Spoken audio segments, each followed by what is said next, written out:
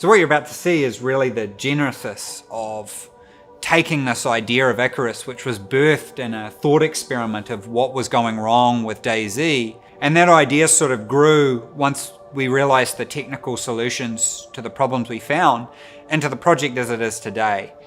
And really you'll get to see it grow from being just a couple of people with an idea through into 60 people, just really coming together to try and bring this idea to life.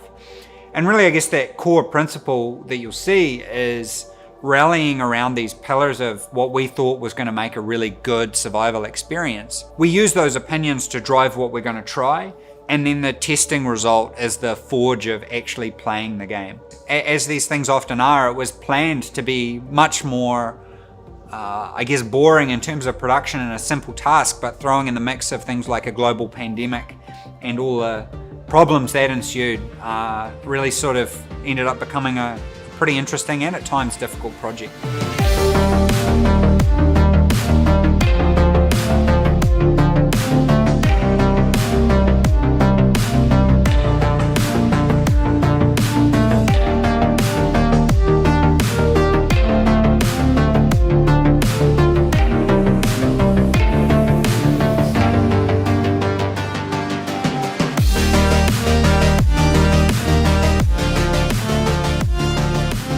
So one of our big challenges, and I think we experience this in DayZ, it comes down to the setting that you create for your survival game. And I definitely know a few people have scratched their head with why we chose a science fiction future, but at the same time you're building prehistoric stuff.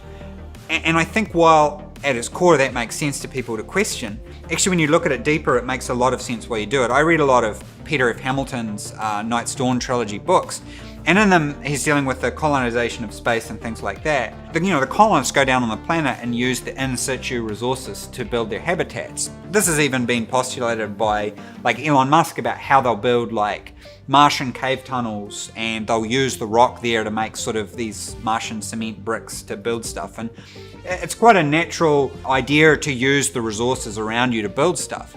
So that really sort of started to create a process for us is how do we build this world? How do we build Icarus?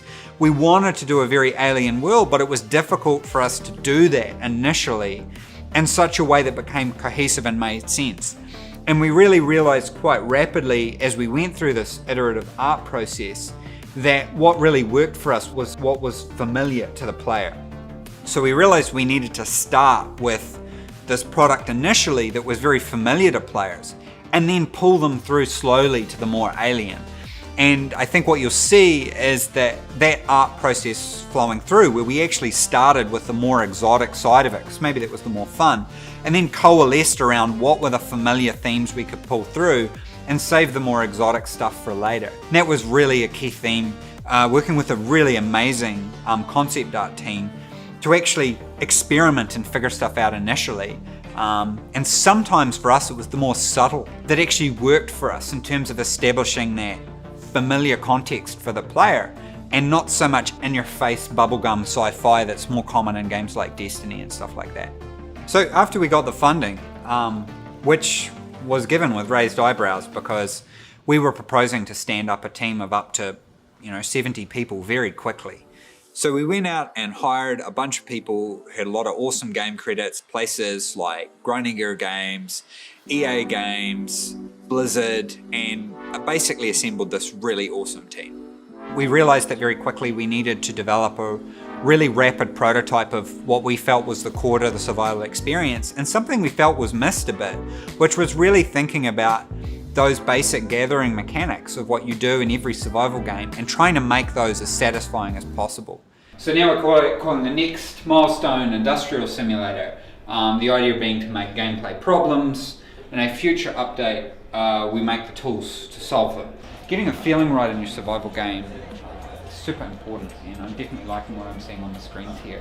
How can we get forests, the different biomes look interesting and enticing while still providing survival experiences. We have our Vanguard team over here who are responsible for the actual game itself that we're going to publish, making sure the architecture is good, making sure performance is good, and we're all happy.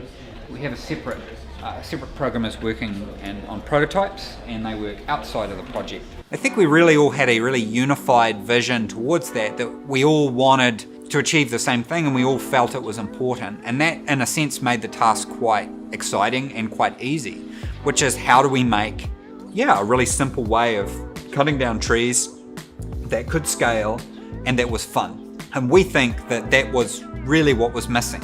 If you look at a lot of the survival games out there, they were piling stuff on at the end, but we wanted to make that mechanic really satisfying. And that was important for us because our game is about sessionizing your survival experience, so you get to repeat it again and again and again. And so we really needed to make sure that foundational stuff was super important. When you're developing a game, it's like an essay. You can sort of start anywhere, starting's the hardest part.